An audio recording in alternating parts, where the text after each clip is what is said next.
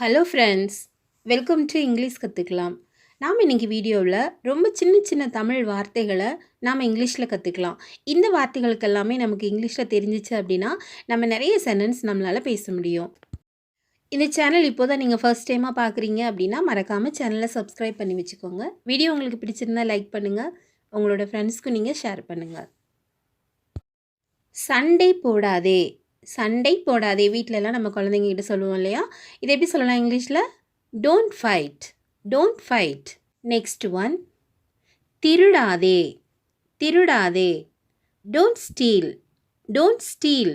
திருடாதே. Next one, எரிச்சல் அடையாதே. எரிச்சல் அடையாதே. Don't get irritated. Don't get irritated. எரிச்சல் அடையாதே. Next one, பொறாமைப்படாதே. பொறாமைப்படாதே. இதை நம்ம எப்படி இங்கிலீஷில் சொல்லணும் அப்படின்னா டோன்ட் பி ஜெலஸ். பொறாமைக்கு இங்கிலீஷில் ஜெலஸ். ஸோ பொறாமைப்படாதே இதை நம்ம இங்கிலீஷில் டோன்ட் பி ஜெலஸ் அப்படின்னு சொல்லணும். நெக்ஸ்ட் ஒன், கோபப்படாதே. Don't be angry. Don't be angry. கோபப்படாதே. நெக்ஸ்ட் ஒன், அமைதியாக இருக்காதே. அமைதியாக இருக்காதே. சில பிள்ளைங்க பேச வேண்டிய நேரங்களில் ரொம்ப அமைதியாக இருப்பாங்க. அப்போது சொல்லுவோம் இல்லையா, வாயை திறந்து பேசியே அமைதியாக இருக்கிற அப்படின்னு சொல்லி கேட்போம் இல்லையா? இதை எப்படி இங்கிலீஷில் சொல்லலாம் அப்படின்னா don't be quiet. Don't be quiet. அமைதியாக இருக்காதே. நெக்ஸ்ட் ஒன், கத்தாதே. கத்தாதே. இதை நம்ம எப்படி சொல்லலாம் இங்கிலீஷில் அப்படின்னா டோன்ட் சவுட். Don't shout. கத்தாதே. நெக்ஸ்ட் ஒன், பேசாதே. பேசாதே. இதை நம்ம இங்கிலீஷில் டோன்ட் டாக் அப்படின்னு சொல்லணும். Don't talk. பேசாதே. நெக்ஸ்ட் ஒன், நம்பாதே. நம்பாதே. Don't believe. Don't believe. நம்பாதே.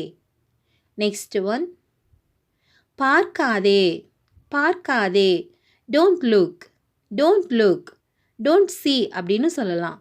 நெக்ஸ்ட் ஒன், படிக்காதே. படிக்காதே. Don't read. Don't read. படிக்காதே. Next one, வீணாக்காதே. வீணாக்காதே. இது நம்ம எப்படி இங்கிலீஷில் சொல்லலாம் அப்படின்னா don't waste it. Don't waste it. வீணாக்காதே. Next one, வீசாதே.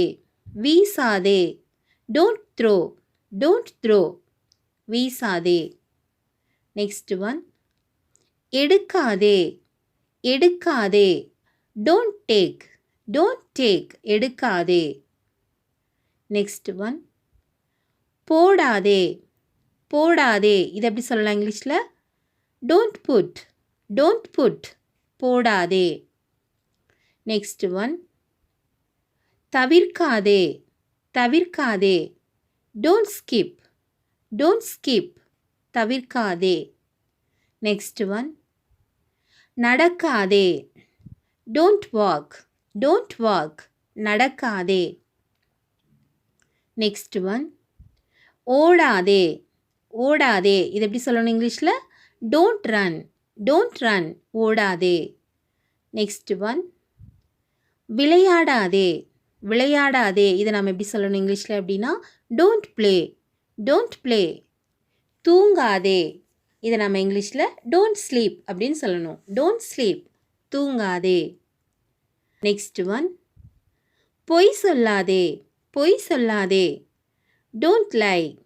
Don't lie. பொய் சொல்லாதே. நெக்ஸ்ட் ஒன், வராதே. வராதே. இதை நம்ம இங்கிலீஷில் டோன்ட் கம். டோன்ட் கம் அப்படின்னு சொல்லணும். வராதே. போகாதே. Don't go. Don't go. போகாதே. நெக்ஸ்ட் ஒன், நிற்காதே. நிற்காதே. Don't stop. Don't stop. நிற்காதே. நெக்ஸ்ட் ஒன், ஆடாதே. இதை நம்ம இங்கிலீஷில் எப்படி சொல்லலாம் அப்படின்னா டோன்ட் டான்ஸ். Don't dance. ஆடாதே. பாடாதே. இதை நம்ம எப்படி சொல்லலாம் அப்படின்னா டோன்ட் சிங். Don't sing. பாடாதே.